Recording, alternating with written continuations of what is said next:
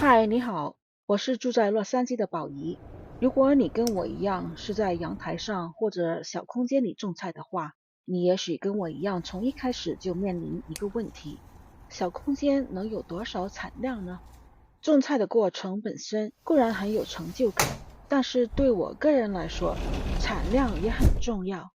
我是拒绝种盆景的。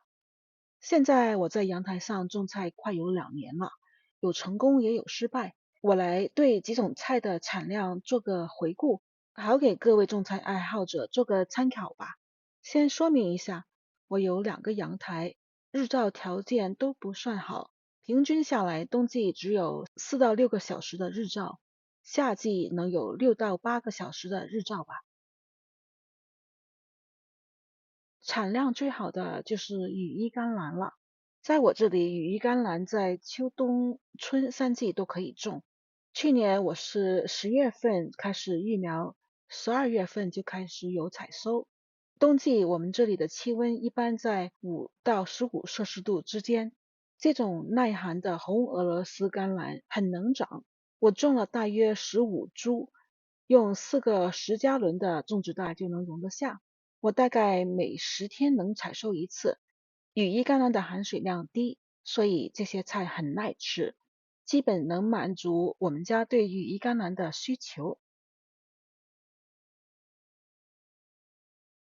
到了3月的时候，红俄罗斯甘蓝陆续抽台，这时候恐龙羽衣甘蓝的产量开始上来了。我种了大约15、16株的恐龙羽衣甘蓝，4个10加仑的种植袋就能容得下。因为气温和日照时间的缘故，恐龙羽衣甘蓝的产量比红俄罗斯甘蓝更高，有时候都吃不过来。今年南加州的夏天姗姗来迟，凉爽的天气对羽衣甘蓝的生长特别有利，所以一直到7月了都还在采收。有几株恐龙羽衣甘蓝抽过台，我把菜台掐掉之后，它们竟然就不再抽台了，重新努力的长叶子。菠菜的产量也不错，但是采收期比较有限。我这个种植槽里种了大约30多株菠菜，大约每7到10天就可以采收一次。每次采收量从一开始的不到1斤，到后来的1斤多。采了5茬之后的菠菜开始抽台，虽然菜的味道还是不错的，还是见好就收吧。菠菜的采收量看着不多，但是因为菜的品质特别好，完全没有废料，利用率可以说是100%。相比之下，买回来的菜一般要去掉相当多的烂叶老叶。此外，我还发现自己采收的菠菜在冰箱里存放3、5天之后都还很新鲜，相比之下，买回来的菠菜容易烂，这也是自己种菜的一个额外的好处吧。豆苗产量低，但是它太好吃了，所以我还是执着要种。我之前做过一个关于在小空间种豆苗的视频，今年我用了这2个小空间来种豆苗，大约每2个星期才能收到这么一把，勉强能够炒一盆吧。此外，我也种了荷兰豆，产量好一点。这个种植槽的长度大约是35英寸，不到90厘米。我种了一排，成活下来10株左右。盛果期我每天采收一把，积攒几天就有够炒一顿的量了。天气暖和之后就可以种豆角了。我觉得自己种豆角的最大的好处是可以种超市里买不到的品种，这是扁豆角，超市里有卖的话也很贵。这些是网红品种九粒白芸豆，超市里从没见过。今年我把豆角种到这边光照不多的阳台上，用了4个种植袋，勉强能挤下15到20株豆角。此外，另外一个阳台上也种了大约10株豆角吧。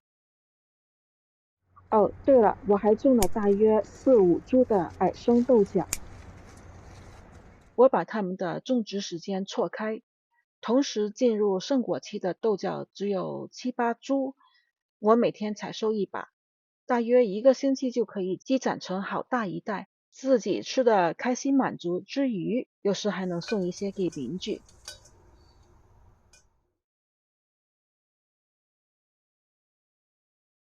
夏天的主角当然是西红柿。今年夏初温度低，表现最好的西红柿是这个叫 Black Cream 的品种，据说是来自克里米亚半岛的品种。我只种了一株，一共结了大大小小大约35个果子。一个10加仑的种植袋就能有这样的产量，我觉得很满意。我今年种的另外3个西红柿品种的表现也不错，自己种的西红柿的鲜味特别足。我煮菜时放一个熟透了的西红柿进去，就完全不需要加味精或鸡粉了。每年我除了种以往表现好的品种，比如说羽衣甘蓝、西红柿等，我还会尝试种些从来没有种过的品种。一来是满足好奇心，二来是挑战自己吧。今年的挑战之一是这种泰国小圆茄，挑战之二是东北油豆角。